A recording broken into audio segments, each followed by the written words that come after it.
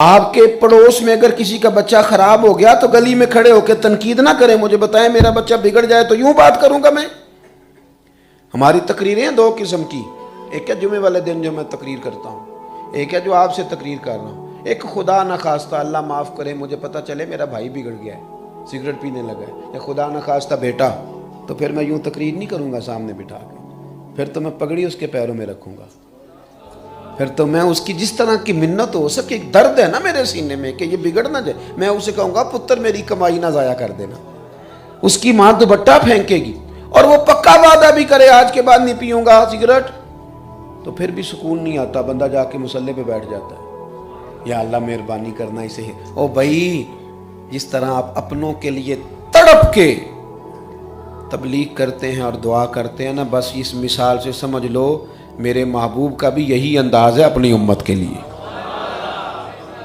سرور کائنات صلی اللہ علیہ وسلم کا یہی انداز ہے امت کے لیے۔ اس درد سے حضور نے لوگوں کو پیغام دین دیا، اس درد سے، اس انداز میں۔ اور بڑے سے بڑے دشمن نے جب سامنے آ کے کہا نا اگر میں کلمہ پڑھ لوں تو فرمایا تو پڑھ، تیرے پچھلے سارے ہی معاف ہیں، تو دین میں آ، تیرے معاف ہیں۔ ہمارا آج مسئلہ یہ بن گیا ہے کہ ہم نا کسی خبر پہنچ گئی، بندہ غلط ہو گیا تو ہم تنقید کرتے ہیں۔ میرے والد صاحب کہا کرتے تھے کہ پڑوسیوں کی آگ نا اس لیے بھی بجھا دینی چاہیے، اگر خدا نہ خواستہ ان کے گھر آگ لگ جائے تو اس لیے بھی بجھا دینی چاہیے کہ اگر وہ نہ بجھائی تو ہمارے گھر آ جائے گی۔ کسی محلے کے بچے کی اس لیے بھی اصلاح کر دینی چاہیے کہ اگر یہ بگڑ گیا تو میرا بچہ بھی اس کے ساتھ اٹھتا بیٹھتا ہے، اسے قید تو کیا نہیں جا سکتا۔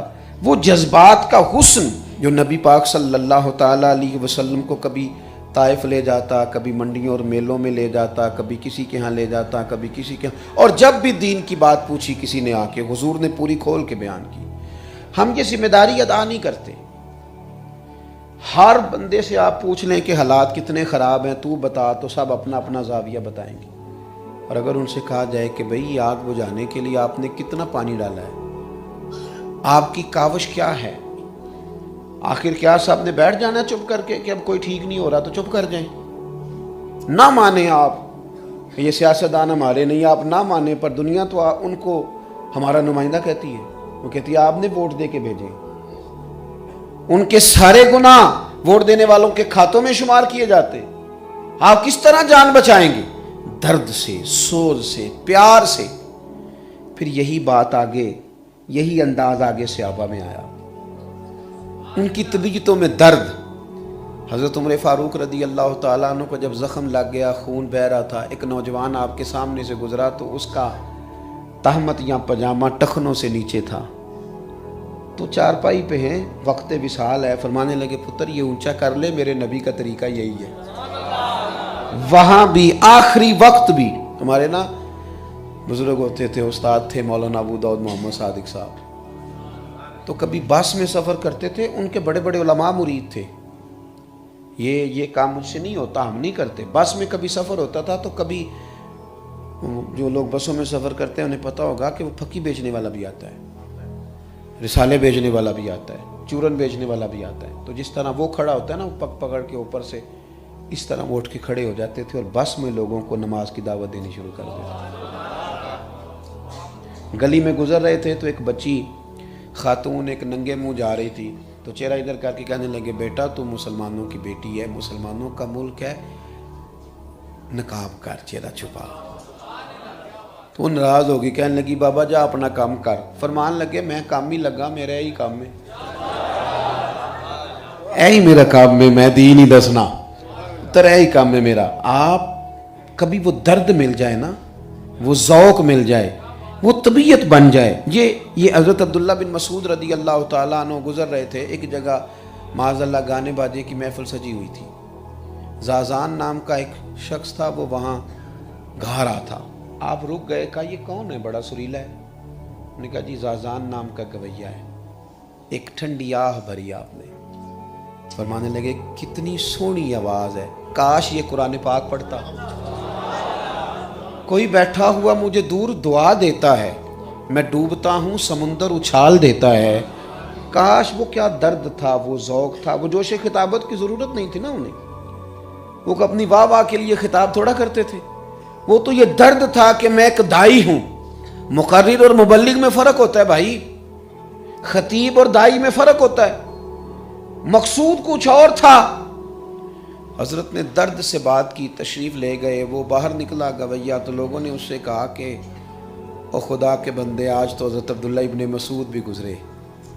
حضور علیہ السلام نے فرمایا عبداللہ ابن مسعود سے قرآن سنا کرو، سیکھا کرو، یہ اسی طرح پڑھتا ہے جس طرح نازل ہوا تھا. زبردست قاری قرآن حضرت عبداللہ ابن مسعود. کاش وہ گزرے تھے اور تیری حالت دیکھ کے کہا کاش تو قرآن پڑھتا.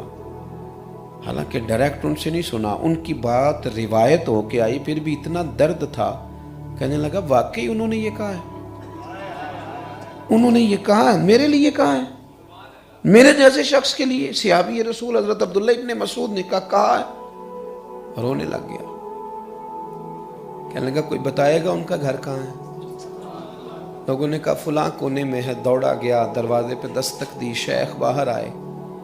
کیسے آئے ہو؟ کہنے لگا حضور آپ نے کہا تھا نا کاش میں قرآن پڑھتا. سونا میں چھوڑ آیا ہوں سارا کچھ، پڑھائیں مجھے، اب میں قرآن ہی پڑھا کروں گا. اب قرآن کا ارادہ کر لیا.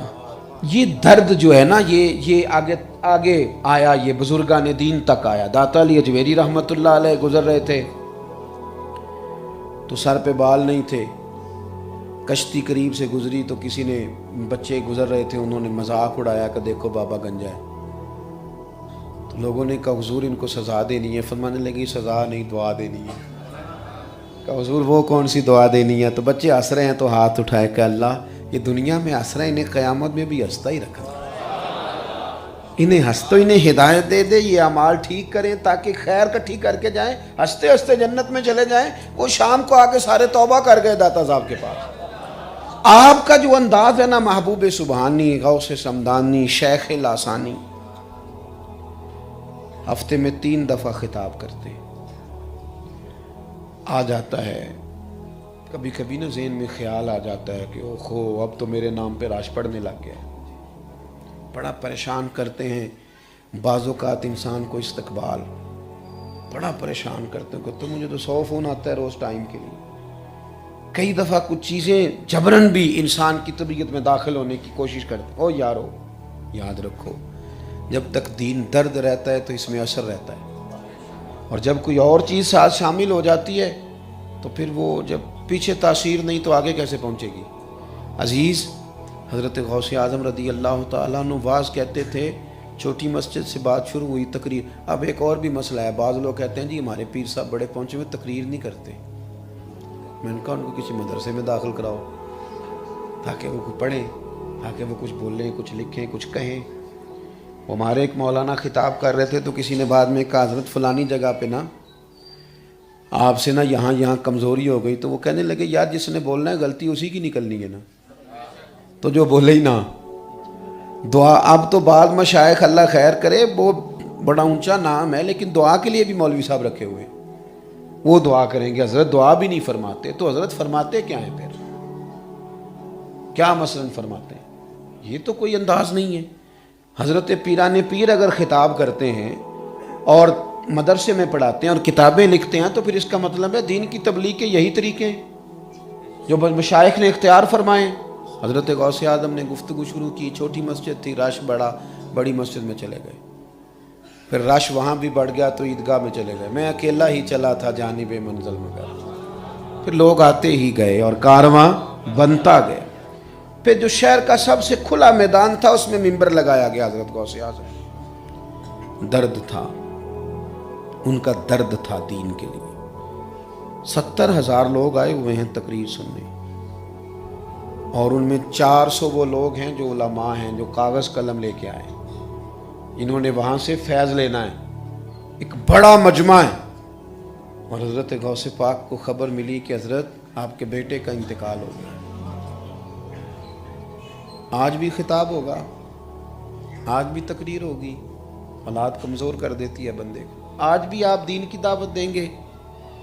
انہوں نے آنسو پونچھے، امامہ باندھا، منبر پہ بیٹھ گئے. کہنے لگے یہ حضور کے دین کی بات ہے، یہ چھوڑی نہیں جا سکتی، یہ کی جائے گی. جب غسل کفن دے لو تو میرے پاس لے آنا. شہزادے کو غسل دیا گیا، کفن پہنایا گیا، جب لایا گیا نیچے اترے، لوگوں کو کہا صفحہ بناؤ بھائی میرے بیٹے کا جنازہ ہے۔ جنازہ پڑھا اور پھر دعا کر کے کہنے لگے تم اس کی تدفین کر دو، میں لوگوں کو رسول اللہ کا دین بتاتا ہوں۔ اس انداز جب یہ چیز آپ کا مشن بن جائے، ویسے بھی میں عرض کروں کہ اگر آپ دین کا کام کرتے ہیں نا اپنے کسی ذاتی مقصد کے لیے، تو وہ آپ کو تھکاتا بھی ہے، اکتاتا بھی ہے، آپ کو اکتاہٹ ہونے لگتی ہے۔